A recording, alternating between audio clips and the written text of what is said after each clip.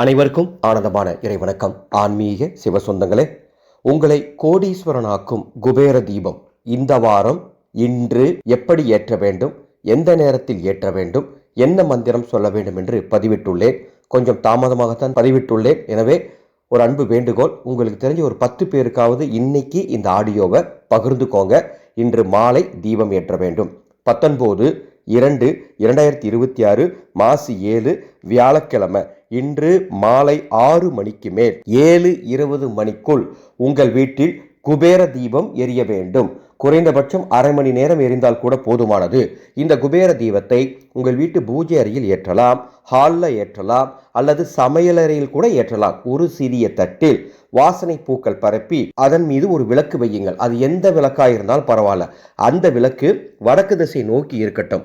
அந்த விளக்கில் நமது ஆனந்த ஒளி அறக்கட்டளையின் சொந்த தயாரிப்பான ஆனந்த ஒளி மந்திர சக்தி தீப எண்ணெய் இருந்தால் அதை ஊற்றி தீபம் ஏற்றுங்கள், அல்லது நெய் ஊற்றிக்கொள்ளுங்கள். தீபம் ஏற்றி ஏதேனும் இனிப்புகள் அல்லது ஒரு டம்ளர் காய்ச்சிய பால் அந்த தீபத்துக்கு முன்பாக நைவேத்தியமாக வைத்து நீங்கள் வடக்கு திசை நோக்கி அமர்ந்தோ நின்றோ ஓ குபேராய ஸ்ரீம் நமக இந்த மந்திரத்தை 108 முறை என்று சொன்னால் நிச்சயம் குபேரனாய் வாழக்கூடிய யோகம் ஏற்படும்.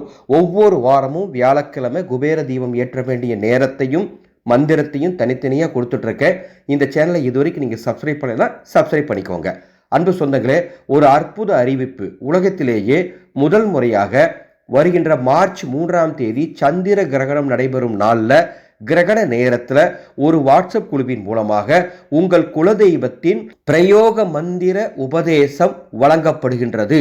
அதனுடைய குரு காணிக்கை மேலே டிஸ்பிளேல கொடுத்துருக்கேன். Google Pay number, PhonePe number கொடுத்துருக்கேன்.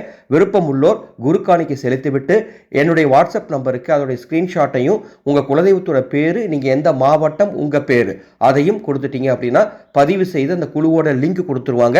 நீங்கள் வீட்டில் இருந்தபடியே அன்று மாலை 5:30 மணிக்கு மேல் 6:57 மணிக்குள் குலதெய்வ பிரயோக மந்திர உபதேசம் எடுத்துக்கொள்ளலாம். ஆனந்த மலரட்டும், ஆனந்த ஒளி பரவட்டும்.